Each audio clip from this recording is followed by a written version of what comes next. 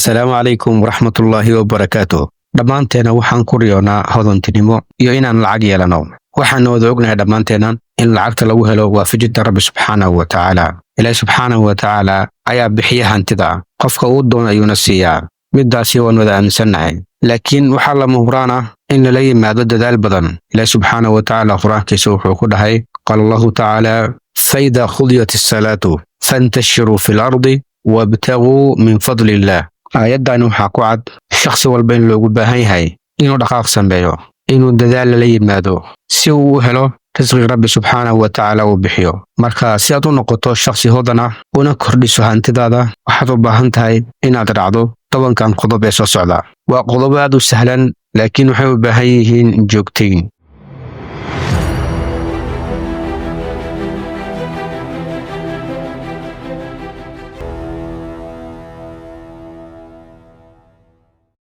qodobka koowaad, kaydinta keliya kaama dhigayso qof taajir ah. Kevin O'Leary waa businessman iyo maalgashade Kanadiyaan ah. wuxuu aaminsan yahay in kaydinta lacagta oo keliya aysan ku horseedi doonin hodantinimada. wuxuuna dhahay, lacagtaada inaad ku kaydsato bangiyada waa dabin ay ku dhigayaan dadka bangiyada iska leh, maadaama sicir bararka uu liqaayo lacagtaad kaydsatay. bangida markaad geysato $2,000 sida iska cad, ayaga ayaa kusii shaqaysanayo, faa'iido badanna kasii samaynayo. sanad kadib markaad rabto inaad lacagtaadaad kala soo baxdo, waxaad qaadanaysaa $2,000 aad dhigatay oo keliya. laakiin haddii $2,000 aad ganacsi gashato, ugu yaraan ganacsigaas bishii waxaad ka heli kartaa $200. sanad kadibna waxaad faa'iido ahaan u heli kartaa $2,400 oo ay ku sii dheer tahay raasumaalkaagii ahaa $2,000. marka isku dar $2,000 oo raasumaalkaaga waxaad ku dartaa $2,400 oo ah faa'iidada aad samaysay sanadkaas. waxay isku noqonayaan $4,400. waa meesha ugu yar markaad ganacsi samayso. marka intaad lacagtaada ku kaydsan lahayd bangiyada adigoon wax faa'iidaa ka samaynaynin, waxaa kaaga wanaagsan lacagtaada inaad maalgashato si aad faa'iido badan ugu samayso. qodobka labaad, qaacidada $100 bishii. iyadoo loo eegayo dakhligaaga, Kevin O'Leary wuxuu kugula talinayaa inaad maalgashato $100 bil kasta. inkastoo $100 ay u muuqato lacag aad u yar dadka qaar xaggooda, haddana haddii aad dhowr bilood $100 maalgashato, waxaad ka samayn kartaa faa'iido badan. balse arrintan waxay u baahan tahay xirfad ganacsi, sabar iyo dulqaad. qodobka saddexaad, lacagtaada ku iibso wax yar laakiin tayo sare leh.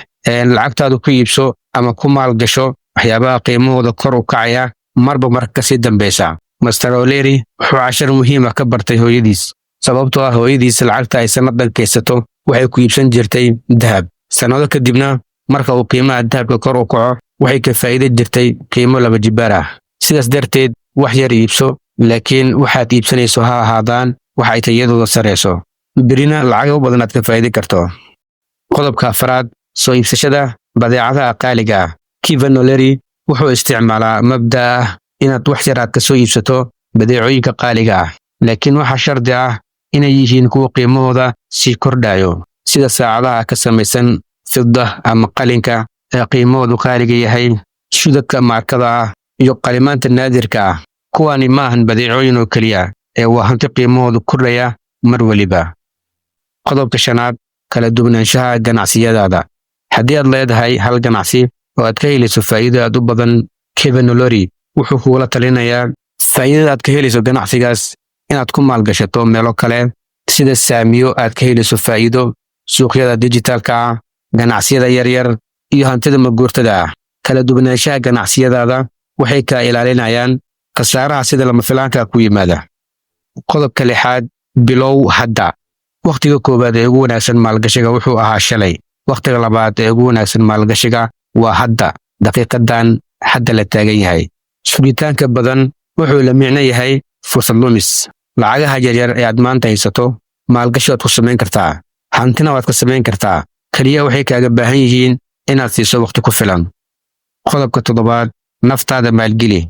Kevin O'Leary wuxuu aaminsan yahay in horumarka shakhsiga uu yahay maalgashiga ugu wanaagsan. sidaa darteed, raadso iskuul lagu barto xirfado cusub oo aad ku shaqaysan karto. yeelo hal-abuur iyo karti. kartida iyo hal-abuurka waxaad ku gasban kartaa hanti aad u fara badan. qodobka 8aad, noqo qof aan saameyn ku yeelan isbedelada suuqa ka dhaca. Haddii aad tahay shakhsi ganacsada ah, isku day inaad la timaado nidaam iyo istiraatiijiyado aad suuqa ku gasho, sababtoo ah suuqa mar waliba waa isbedelaa. Mar kor ayuu kacaa, marna hoos ayuu soo degtaa. Istiraatiijiyadaada waxay kaa saacidaysaa inaadan focus ka saarin waxa suuqa ka dhaca, kaliya aad focus ka saarto nidaamkaaga iyo istiraatiijooyinkaaga, taasoo kugu hogaamin doonto mar walba inaad noqoto shakhsi suuqa guul ka gaara. Qodobka 9aad, ka fogow kharash gareynta lacago badan. Markaad lacago badan aad kasbato, ha kordhin kharashaadkaad bixinayso, ee waxaad kordhisaa maalgashigaaga. Ku noolow wax ka yar dakhliga ku soo gala, inta kuu soo hartana waxaad ku samaysaa maalgelin. Qodobka 10aad, diiradda saar maalgashada muddada fog. Kevin O'Leary inuu bilyaneer noqdo waxay ku qaadatay sannado badan, isagoo diiradda saari jiray maalgashada muddada dheer leh si joogto ah. Sidaas darteed, isku day inaad samaysato maalgashi muddo dheer ah. Sidaas ka cad, maalgashada muddada dheer waxay u baahan yihiin inaad samayso naf-hurnimo muddo dheer ah, sabar, dulqaad iyo adkaysi. Intaan haddii aad la timaado, waxaad ku gaari doontaa xorriyad dhaqaale, waxaadna noqon doontaa shakhsi hantiila ah insha Allahu tacaala. Assalaamu calaykum.